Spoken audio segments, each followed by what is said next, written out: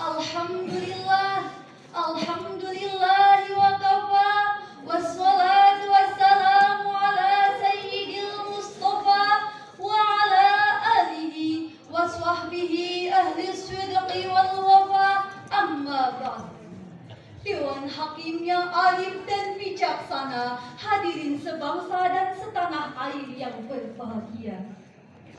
Kita sering dinina-bubukan dengan pertumbuhan ekonomi yang kerap diklaim sebagai bentuk keberhasilan pembangunan. Namun sungguh ironi hadirin, capaian pertumbuhan ekonomi yang selalu digembar-gemborkan sebagai prestasi terbaik ternyata masih menyisakan persoalan pelik. Pasalnya, pertumbuhan ekonomi ini hanya dinikmati oleh kalangan atas, sementara fakir miskin semakin tersisih dan terpinggirkan. Sehingga yang terjadi adalah ketimpangan dan kesenjangan sosial.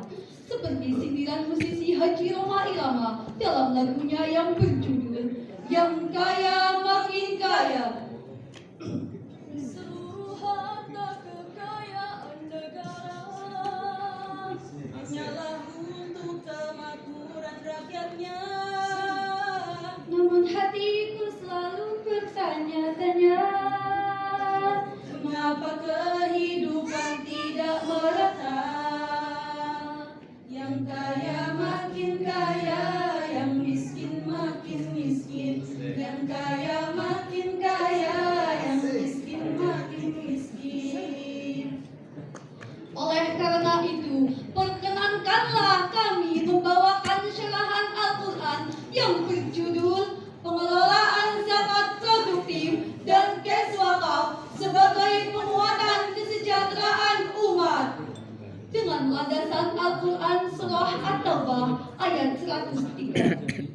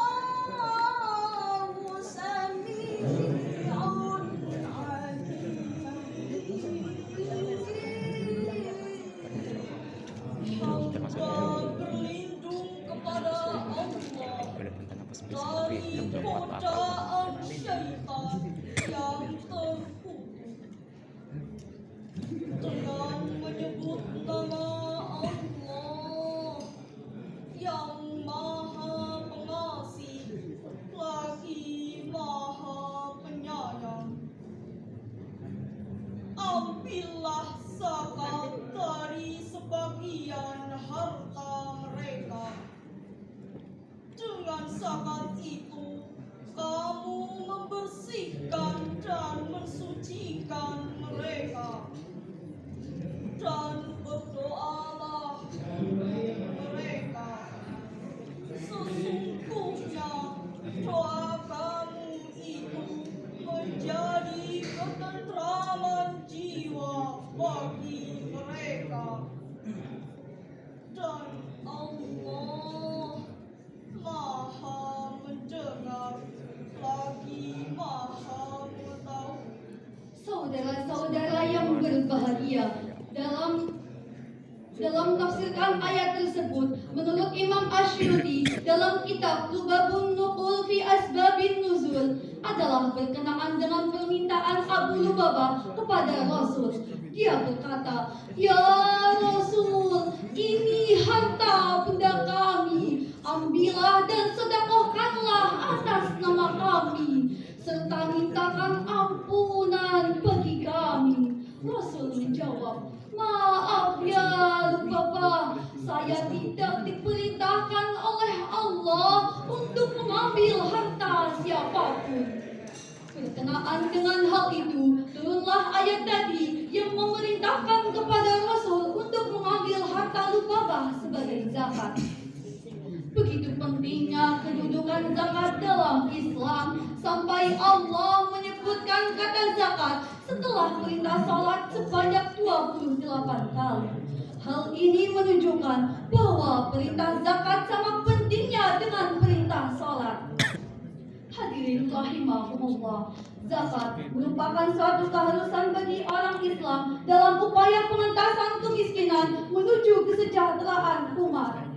Sebab hadirin, kemiskinan merupakan sebuah problematika sosial yang memiliki dampak begitu banyak dan kompleks. Akibat kemiskinan, banyak orang yang hidup dalam pengangguran. Akibat kemiskinan, banyak siswa yang putus sekolah karena mahalnya biaya pendidikan. Akibat kemiskinan, seakan rakyat tidak boleh sakit karena menanggung besarnya biaya pengobatan. Akibat kemiskinan, semakin marak tindak kekerasan terjadi seperti Perampokan, Pencurian, penipuan, penjualan organ tubuh manusia. bahkan saat ini ternyata semakin marak kasus tentang seorang ibu yang dengan tega menjual anak kandungnya sendiri agar ia dapat keluar dari himpitan ekonomi. Astaghfirullahaladzim. Saudara-saudara yang berbahagia, di samping zakat, infak, dan sedekah, wakaf tidak kalah penting dalam upaya pengentasan kemiskinan menuju kesejahteraan umat.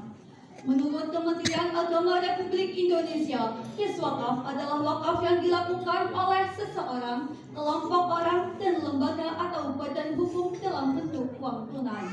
Wakaf merupakan peranata keagamaan dalam Islam yang memiliki hubungan langsung secara fungsional dengan upaya pemecahan masalah-masalah sosial dan masyarakat, seperti pengentasan kemiskinan dan pemberdayaan ekonomi umat. Wakaf bila dikelola secara produktif bisa dimanfaatkan untuk meningkatkan taraf hidup masyarakat. Itu berarti wakaf bisa menjadi sumber pendanaan dari umat untuk umat, baik untuk kepentingan keagamaan, sosial maupun ekonomi. Menurut Bapak Nurul Huda, selaku Ketua Lembaga Sertifikasi Profesi Badan Wakaf Indonesia, menyatakan bahwa potensi wakaf di Indonesia sangat besar. Pemanfaatan wakaf uang untuk tujuan investasi dapat terus berkembang. Dari investasi tersebut tentu akan didapatkan bagi hasil berupa dana segar setidaknya 860 miliar setahun yang bisa dimanfaatkan untuk berbagai program pemberdayaan masyarakat. Melihat fakta tersebut, maka hendaknya kesadaran dalam berzakat dan berwakaf bisa lebih ditingkatkan agar kesejahteraan umat pun bisa terwujud. Allah Subhanahu wa Ta'ala pun telah memberikan peringatan yang keras terhadap orang-orang yang enggan mengeluarkan zakat. Jika keengganan itu meluas di tengah masyarakat, niscaya Allah akan menurunkan azabnya. Itulah mengapa Khalifah Abu Bakar As-Siddiq memerangi orang-orang yang enggan berzakat. Allah berfirman dalam surah Muhammad ayat 36 sampai 37. Innamal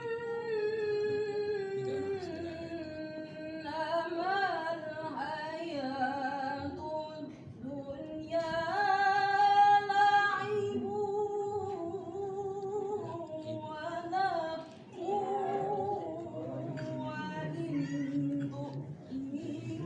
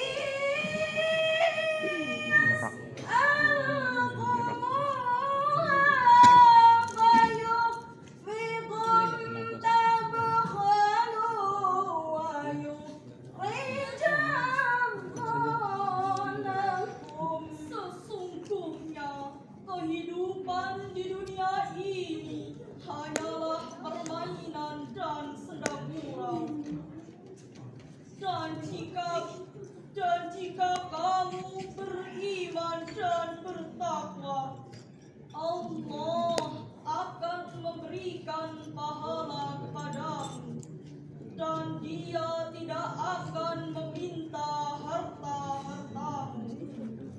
Sekiranya Dia meminta harta kepadamu, lalu mendesak kamu supaya memberikan semuanya, niscaya kamu akan gigir dan Dia akan menampakkan kedengkianmu. Hadirin-hadirin yang berbahagia, dalam menafsirkan ayat tersebut, Profesor Dr. Muhammad Quraisyihab dalam bukunya Wawasan Al-Quran menyatakan bahwa apa yang berada dalam genggaman tangan seseorang pada hakikatnya adalah milik Allah Subhanahu wa Ta'ala. Maka wajarlah jika Allah sebagai pemilik segala sesuatu mewajibkan kepada yang berlebih untuk menyisihkan sebagian hartanya agar diberikan kepada yang membutuhkan. Rasulullah Shallallahu Alaihi Wasallam bersabda, sebagaimana yang diriwayatkan oleh Abu Dawud, Innama tunsaruna wa turzaquna bidu'afaikum. kalian mendapatkan kemenangan dan kecukupan berkat orang-orang yang lemah di antara kalian. Hadirin yang berbahagia, perlu kita ingat bahwa zakat, wakaf, infak, dan sedekah pada hakikatnya adalah untuk memberantas kemiskinan. Bukan tidak mungkin tujuan mulia itu bisa terrealisasi, apalagi ditunjang dengan pengelolaan zakat dan wakaf secara produktif dan pendayagunaan yang tepat. Mengingat potensi wakaf dan zakat di Indonesia semakin hari makin menunjukkan pertumbuhan yang sangat pesat. Jika aset ini digunakan dan dikelola secara optimal untuk pemberdayaan ekonomi umat seperti pembangunan sarana ibadah, Sarana pendidikan, Sarana kesehatan dan menciptakan lapangan kerja, niscaya kemiskinan yang ada sedikit demi sedikit akan terkikis dan kesejahteraan umat pun pasti akan terwujud. Sebagaimana firman Allah dalam surah Al-A'raf ayat 96. walau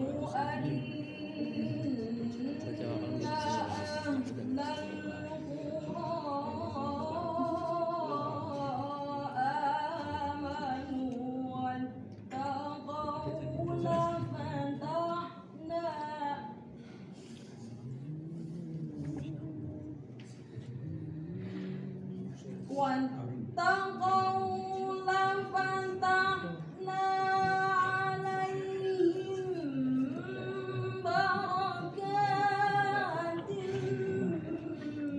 من السماء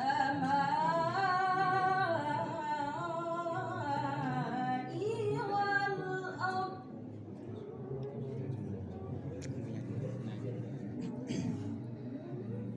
من السماء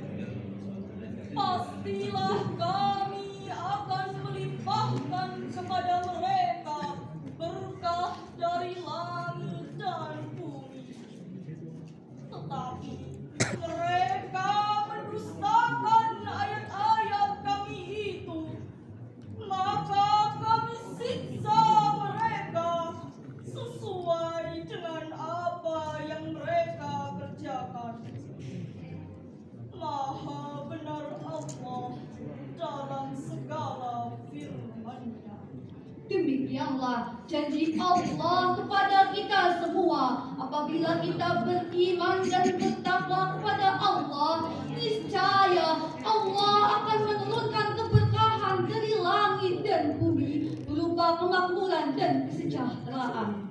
Dewan Hakim yang kami hormati, hadirin yang berbahagia.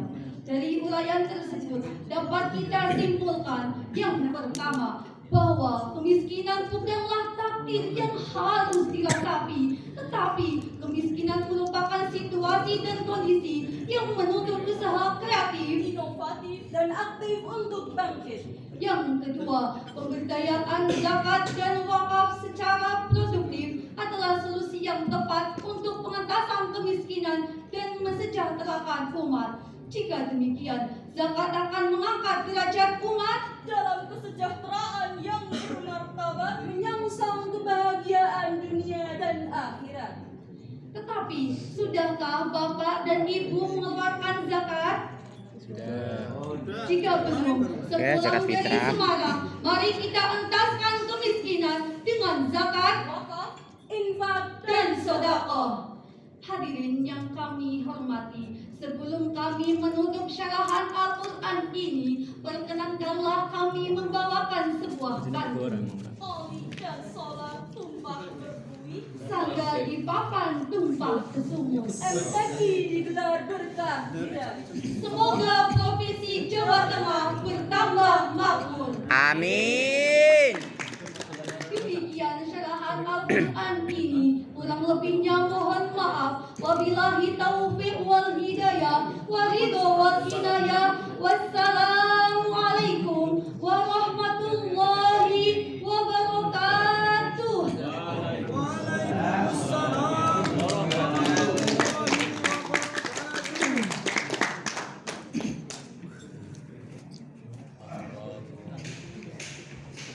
Baik, sekali lagi tepuk tangan monggo. Sampai Quran Putri Hati Putra sudah sekarang Putri.